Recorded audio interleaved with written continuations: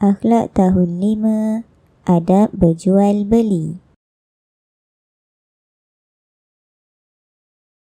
Pengertian jual beli. Jual beli ialah akad tukar menukar barangan atau perkhidmatan dengan wang secara reda antara pembeli dan penjual bagi tujuan pemilikan kekal. Jom nyanyi. Jual beli ialah akad tukar menukar barangan atau perkhidmatan dengan wang secara reda antara pembeli dan penjual bagi tujuan pemilikan kekal. Jual beli ialah akad tukar menukar barangan atau perkhidmatan dengan wang secara reda antara pembeli dan penjual bagi tujuan pemilikan kekal. Tahu tak akad tu apa? Akad? Yelah, akad. Maksudnya, akad ialah ikatan di antara ijab dan qabul mengikut cara yang disyariatkan Islam. Ijab dan qabul tu ialah lafaz di antara penjual dan pembeli. Oh, macam tu. Ya, betul. Contoh, situasi di kedai. Saya nak beli air oren dan air strawberry. Berapa ringgit ya? Sebekas RM1 satu. Kalau beli 2, jadi RM2. Okey, saya bayar RM2. Terima kasih, saya jual. Sama-sama, saya beli. Contoh bagi barangan ialah buku, mainan, alat tulis, beg sekolah, kasut sekolah dan lain-lain. Untuk contoh perkhidmatan pula seperti bas sekolah, bas awam, teksi, GrabCar, GrabFood, Foodpanda dan lain-lain. Adab berjual beli. Pertama, niat berjual beli kerana Allah Ta'ala. Setiap perkara kita mesti dahulukan dengan niat kerana Allah. Barulah kita akan dapat pahala disebabkan niat kita tu.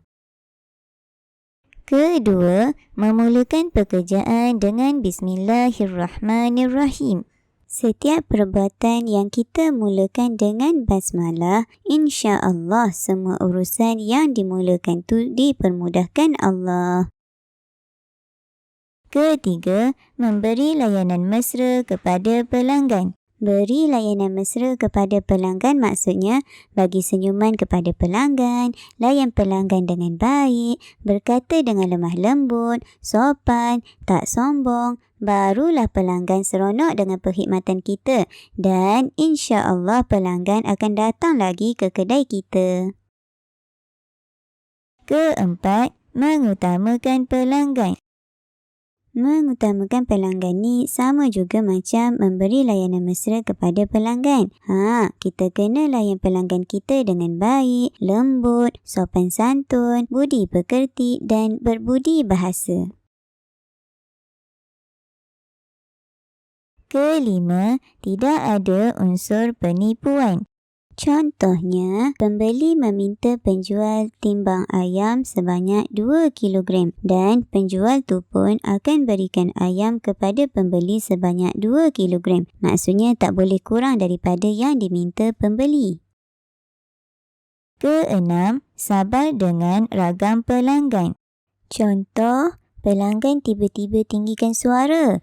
Kita sebagai penjual perlu bersabar dan beri layanan yang baik. So, senyum, tak perlu kata apa-apa. Ketujuh, mengutamakan kebersihan dan kualiti.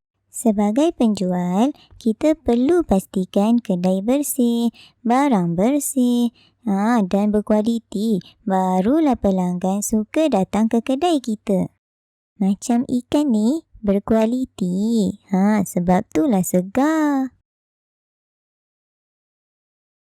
Ke-8, menggunakan bahasa yang sopan. Bahasa yang sopan ni maksudnya bahasa yang beradab lah. Tak memaki hamun pelanggan, tak ada kurang ajar ke. Macam itulah bahasa yang sopan. Kesembilan, jujur. Maksudnya, sebagai penjual, kita takkan menipu pelanggan kita. Dalil tuntutan berjual beli. Firman Allah Ta'ala, A'udzu billahi minasyaitonir rajim. Wa ahallallahu al-bai'a wa harrama ar-riba. Shadaqallahul azim. Surah Al-Baqarah ayat 275. Maksudnya, dan Allah menghalalkan jual beli dan mengharamkan riba. Apa yang Allah nak sampaikan dekat sini, Allah bagi kita untuk berjual beli, tapi kita tak boleh riba. Riba tu maksudnya penambahan nilai ke atas sesuatu pinjaman. Contohnya, Ali pinjam duit Abu sebanyak RM1. Abu minta Ali bayar ganti rugi tu sebanyak RM5. Itulah yang dikatakan riba. Perkara yang dilarang ketika berjual beli. Pertama, menipu dalam timbangan, sukatan, bilangan dan harga. Contohnya, pembeli minta ayam ditimbang sebanyak 2 kilogram, tapi penjual bagi ayam di dalam plastik cuma 1 kilogram. Jadi, pembeli akan bayar lebih kepada penjual. Dekat situ berlakunya penipuan. Kedua, menyembunyikan kecacatan barang yang dijual.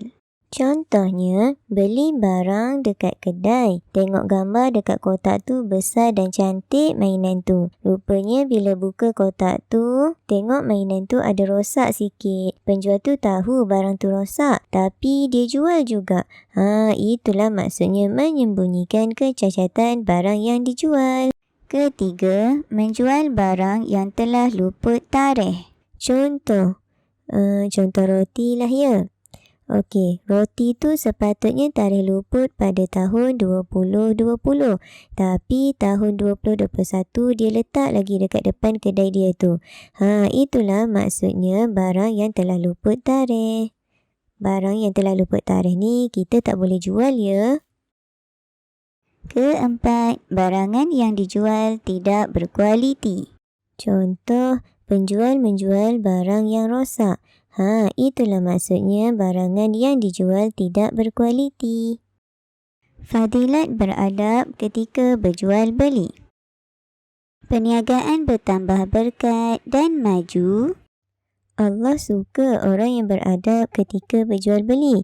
Jadi, Allah akan beri keberkatan kepada sesiapa yang jaga adab waktu jual beli. Maju tu maksudnya pelanggan akan sentiasa datang ke kedai kita. Memenuhi keperluan masyarakat. Maksudnya, kita jual barang yang diperlukan pelanggan. Kita sebagai penjual layan pelanggan dengan baik. Pembeli seronok beli dengan kita. Jadi, barang yang diperlukan pembeli tu tercapai. Dikasihi Allah, Rasulullah dan masyarakat.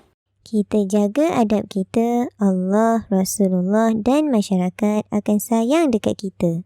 Membantu golongan yang tidak bernasib baik. Maksudnya, penjual akan mendapat keuntungan. Bila penjual dapat keuntungan ni, dia boleh bantu kehidupan dia. Bukan tu je, tapi penjual ni pun boleh tolong orang lain yang kurang bernasib baik. Itulah maksudnya dapat membantu golongan yang tidak bernasib baik. Membantu meningkatkan ekonomi umat Islam. Contohnya dengan zakat. Bila penjual dapat untung, penjual boleh bayar zakat dan ini yang akan meningkatkan ekonomi umat Islam. Akibat tidak beradab ketika berjual beli.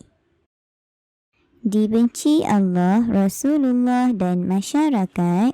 Allah, Rasulullah dan masyarakat tidak suka dengan perangai kita kalau kita tidak beradab.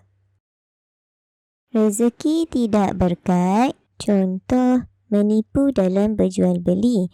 Jadi, rezeki yang Allah bagi dekat dia tu tak berkat. Pelanggan hilang kepercayaan. Maksudnya, pelanggan dah tak percaya kepada penjual.